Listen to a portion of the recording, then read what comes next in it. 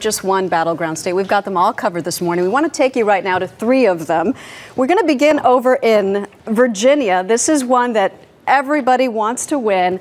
Thalia Ashuris is there. And wouldn't Barack Obama love to do something that no Democrat has done in almost 50 years there, Thalia? Turn this state blue? Absolutely true. And, you know, a lot of people have already showed up to vote. They started coming here at 6 o'clock when the polls opened. Before then, there were already 300 people in line. They're only now just getting through the door. And in fact, this line is snaking all the way around the building, perhaps an indication of the of voters that Virginia expects to see today. As you just said, this has been a traditionally red state, has not gone to a Democratic presidential candidate since Lyndon Johnson in 1964. It went to George Bush in 2004 by 54 to 45. Barack Obama leads here by 3 points in the latest poll we have seen, but that's within the margin of error. So this really is a battleground state. Its 13 electoral votes are key, and Democratic strategists believe that if Obama wins here, then John McCain will not be able to catch up to him in the electoral vote count, Maggie.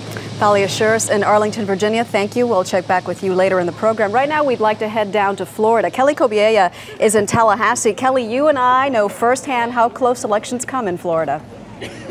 Oh, do we ever? Who can forget 2000? And again in 2005, not an extremely close election, but still within 5 percentage points. When's the last time you saw college students up before 7 o'clock in the morning? They're up today. We're at a polling spot across from Florida State University. A huge number of college students in this area, about 50 lined up by 6:30 in the morning. Another 50 came here by the time the polls were open. The youth vote is a key part of Barack Obama's strategy to take Florida and its 27 electoral votes.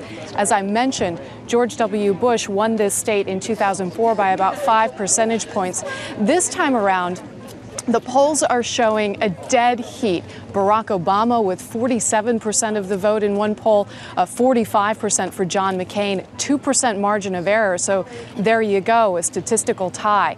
Now, what's interesting about Florida is that nearly 40% of voters have already cast their ballots in early voting and absentee voting. Still, the Secretary of State is saying we're expecting a huge turnout today. Big turnout, a long ballot. That means long lines, long wait times. Maggie? Kelly Kobiella in Tallahassee, thank you. Right now, we want to head over to Columbus, Ohio. CBS News correspondent Bill Whitaker is there. Bill, this is considered a must-win state for Republicans. The question is, can John McCain do it? This is considered a must-win state for both of them, Maggie. And I will tell you, this is we came out here earlier this morning, and before the polls even opened at 6:30 this morning, there was a long line around this polling booth, this polling station. And once the doors opened, there's been a steady flow of people coming through to cast their ballots. Many of them first-time voters, but right near the university, Ohio State University. And election officials expect this to be the scene through here until the polls close down at 7:30 this evening. Now, election officials also expect that this will be a record-breaking day for voting in Ohio. They're expecting some 80% or more of registered voters to turn out today. And why do they think that? Well, because about 1/4 of the voters already have taken advantage of the opportunity to come out and vote early.